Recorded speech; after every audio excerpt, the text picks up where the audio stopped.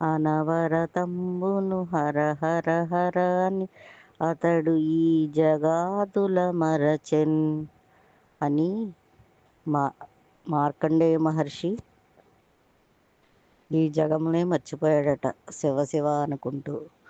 ఆయన నారదుడు మార్కండేయ మహర్షికి ఓం నమ శివాయ అనే పంచాక్షరి మంత్రాన్ని గురూపదేశం చేశారట.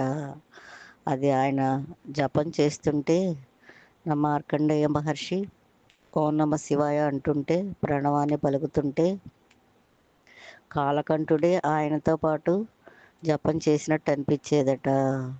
తన పక్కన శయనంలో పడుకున్నట్టు అనిపించేదట. తను జలాలు అభిషేకం చేస్తుంటే స్వయంగా స్వీకరిస్తున్నట్టు అనిపించేదట.